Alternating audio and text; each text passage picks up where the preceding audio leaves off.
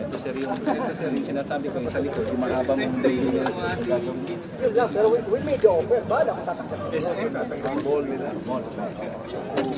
Check yung yung Eastern, ang in-offer na po nila sa Eastern. Yung nandyan na, yung bid ko mahaba. Tingin ko, di naman tutuloy. Ilaw yan. check yung system.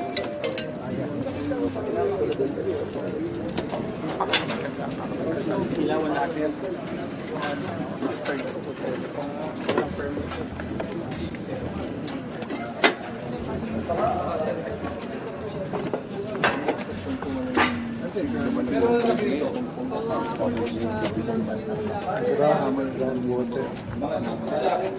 Sinisip-sip nila yung tubig dun sa paligid.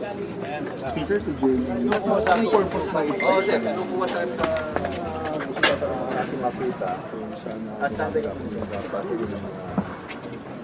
legal na idea. Pero nahanap dito sa mga scam farms, yung mga illegal activities. So, wala yung sinabi na tingin mo gusto nila. Tingin nila mga na-surprise kayo. Nakita niyo. palula na karon-karon. Kalaki ito mga operation, di ba? Kasi yung impression nyo dito sa lugar. Nakabulat. Hindi ka na. Magkakalaki ito. Kaya, presidente na.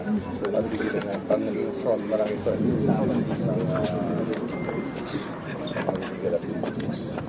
Kaya mabuti na pinagigita natin sa kampunan. Sir, nagulat ba kayo, sir, na napakalaki ito? Kaya nalimutan natin talaga na dito nangyayari kasi kung yung mga illegal na siguro mahalo, di ba?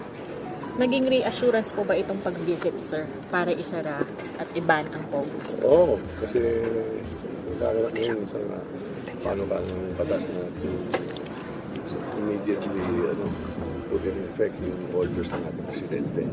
So, paano ng batas na nakafile pa noon na kinoconsolidate natin para ipapawind up natin itong mga activities illegal.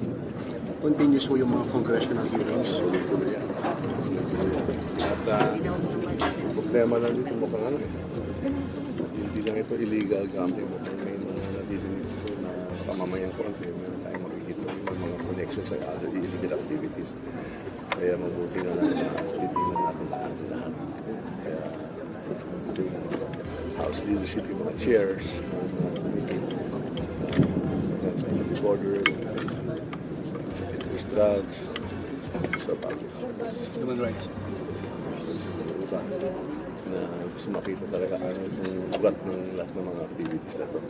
Speaker, di ba mayroon sinasabi sa PAGCOR na bigyan ng hindi lahatin, kumbaga yung mga US base o yung may mga legal talaga? May mga illegal naman, yun ang mga sinasabi naman natin, may mga legal, pero ayaw naman natin na yung iba nagiging front for illegal activities. Kaya hihimay ni Chairman Altenco, kaya we will support him sa efforts niya na susundan natin yung utos ng Presidente na to wind up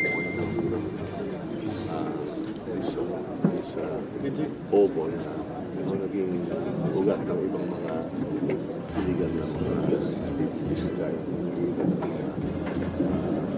scam farms. So, kailangan talaga inspeksyonin natin at saka makita na lahat na seryoso talaga ng administrasyon ni BBM stamp out policy. Kumbaga, sir, dahil dito sa pag-iikot ninyo, kumbinsido na rin kayo na talagang wala na i-consider stop all the POGOs here in the country. Yun ang direction po ng ating presidente, kaya susundan po natin. Dapat makita natin lahat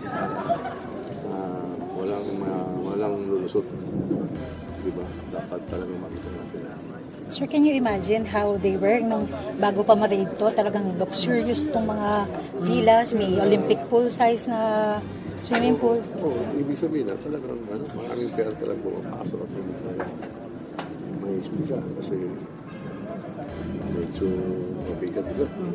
At hindi sapat sa mga buwis na binabayaran nila kaya mukhang may mabigat.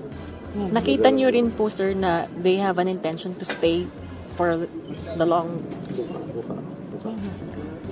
Yan ang talaga. Thank you. Ay, sorry. That's number 2. Sabot.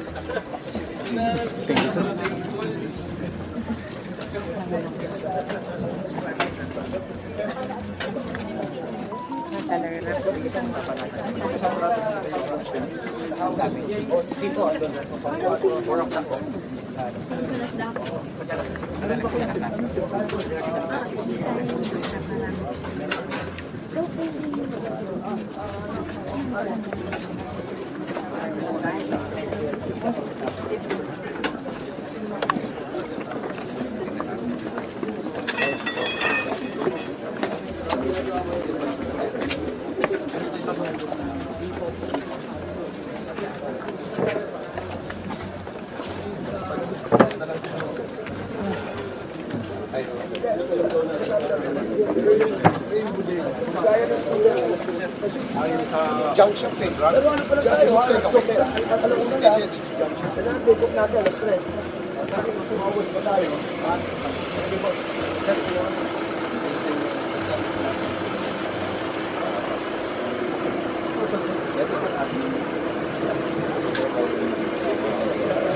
Pinapa-inspect mo din. Ano kayo pare? Boss, ano ba tayo? Chopper ulit tayo, di ba? Chopper ulit. Okay. Tara, chopper ulit.